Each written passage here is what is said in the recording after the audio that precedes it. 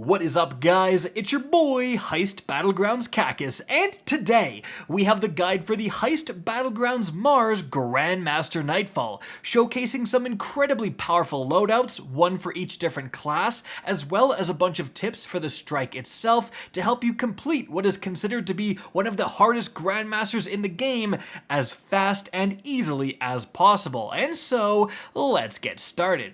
Now, first things first, let's take a look at those loadouts. I was a Titan, specifically a Sentinel, and if you've seen my God tier Titan build video, yeah, it's basically that. So I am using Ward of Dawn, combined with Towering Barricade, Shield Bash for the movement mainly, then Scatter Grenade, and then for the aspects, Controlled Demolition, and Bastion. After that, we've got Echo of Starvation, Echo of Vigilance, and lastly, Echo of Instability as my fragments. Now moving on to the weaponry, first off, we have the Conditional Finality Exotic Shotgun from the Root of Nightmares raid. A bit of a weird one, but I wanted to try it and it worked out very, very well. There's a lot of situations within this Grandmaster that throw you into close quarters combat with enemies where you want a powerful shotgun like this, especially one that can instantly freeze enemies who get too close. Not to mention both the freeze and the ignite can stun those unstoppable champions.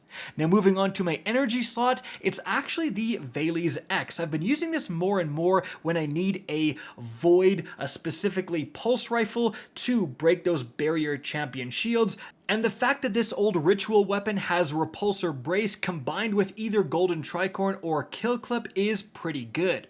Now moving on from there, really the highlight of our weaponry, where this is built around, is the fact that we're using a Void Machine Gun in the Retrofit Escapade. So with the right seasonal artifact perks, specifically Volatile Flow and especially Bricks from Beyond, you can kind of go infinite with Void Machine Guns because you are generating heavy ammo with Bricks from Beyond by getting kills with them. And this one specifically with 4th times the charm combined with target lock is phenomenal at shredding through enemies. Now, moving on from there, guys, the featured exotic is going to be the Armamentarium, just for a second grenade so we can really easily get those volatile rounds to make our machine gun just even more disgusting. Then after that, guys, in terms of the armor mods, we've got a Void Siphon for orb production, Font of Wisdom for supers, and Powerful Friends to help the team. Then we've got Firepower for more orbs, we've got Bolstering Detonation and Void Loader. Then we've got Sniper Damage Resistance, Harmonic Resistance, and Concussive Dampener. After that, we've got 2 Void Weapon Surges, and then a Stasis Holster, which is going to auto-load our shotgun here.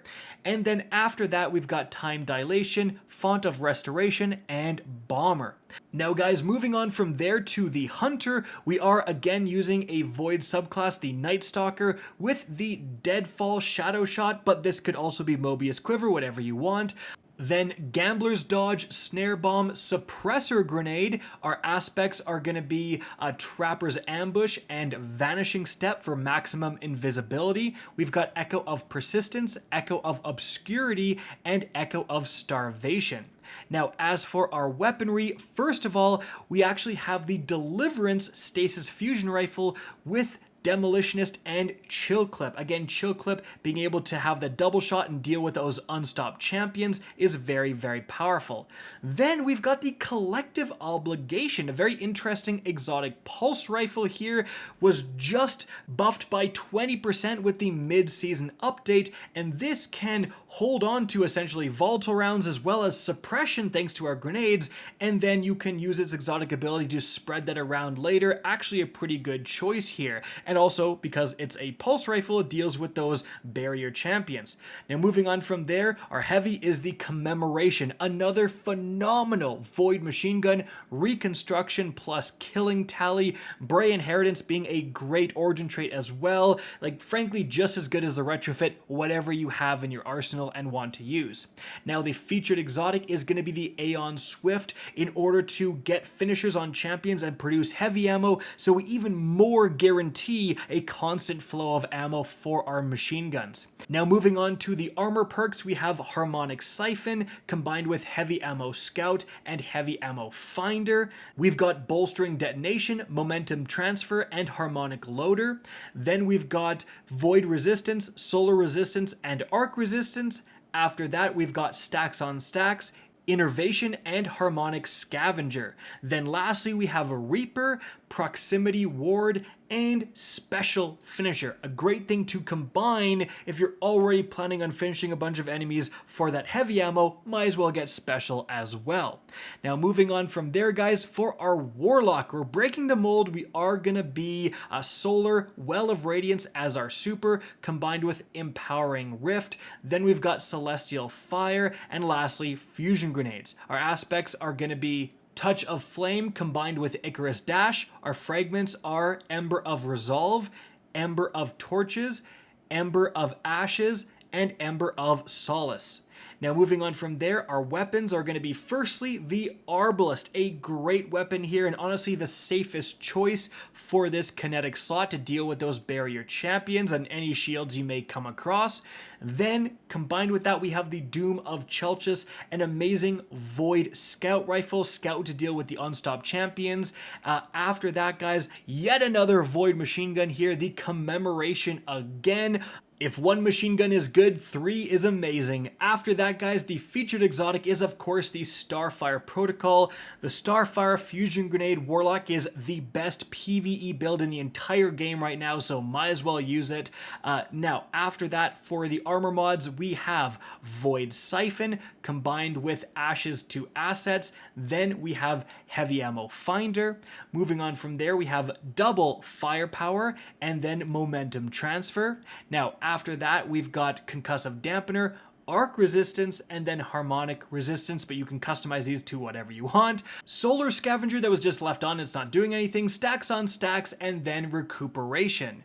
Then lastly, guys, Special Finisher yet again, Reaper, and then Distribution. But moving on from there, let's get on to the tips for the strike itself. When you first begin, you have 3 different escalation nodes you have to complete here. It is absolutely safest to go all 3 players on one, then all 3 go to another, and all 3 go to the last one. It would be faster to split up, but that's up to your team's discretion. Now, I would highly recommend going to the one we go to first, and that's simply because you have to deal with a chorister here, and it's a lot easier with more people. And there's also a heavy ammo box here. Keep in mind this is individual based, so my teammates can grab it, but I don't have to, and I would recommend not grabbing it until you're completely out of ammo. It's actually pretty easy to just leave the objective you're currently on, zip over here, completely fill up on ammo, and then get back to the fight. And when you are doing these objectives, Bubble and Well are so phenomenal. Make sure you have at least one of them doing this Grandmaster. Now, moving on from there, guys, you are going to enter into this building here, and then a lot of ads are going to be thrown at you, including quite a few champions. So we ended up just holding out kind of near the door you are hacking. You can actually kind of go around this big kind of pillar that's near that door, and you can really avoid a lot of the enemies that way. They kind of funnel themselves down this hallway, and you can clearly see that in the background gameplay. They keep coming like down this one particular route, and that is great if you do have enough firepower to stun and deal with champions and big yellow bars when you see them, and with triple void machine guns, we absolutely did. Additionally, having crowd control options like the freeze from the shotgun, suppressor grenades, etc. are great for stuff like the Hive Knights that just charge you and try to melee you immediately. If you can't freeze them right away, you could be in trouble. Additionally, guys, for this part, when you kill certain enemies, they will drop objects and you can pick them up for more progress. So make sure, like kind of in between waves, someone is going out and collecting all of those to make this go faster. Now, once you're done with that, you're going to head through some lasers and then scale the side of this building while avoiding the Warmind death lasers. I have a bit of a skip for you guys right here. After running up here, instead of going down and to the left like you normally do, you can actually jump up to this pipe here and run along that and then jump to the entrance from right here, a lot safer. Now moving on from there, you enter this room here where you have to open the vault door by destroying the ruins. Just remember there's actually an orb that destroys the ruins right above the door you just came in. It wasn't there for the first half of the season this was introduced. You had to unlock an upgrade in order to get it, but now it's always there no matter if you've got that upgrade. Now moving on from there, guys, you're going to enter into the boss room, and this is where things get tricky. Now remember, guys, you actually can utilize your super and you will get that back the second you actually interact with this object here. So make sure if you have a well or a bubble, as you can see, like pop that and then interact with the object to spawn the boss to instantly get it back. So you can start the fight in a bubble, in a well, with a tether on the ground and get a huge advantage from that.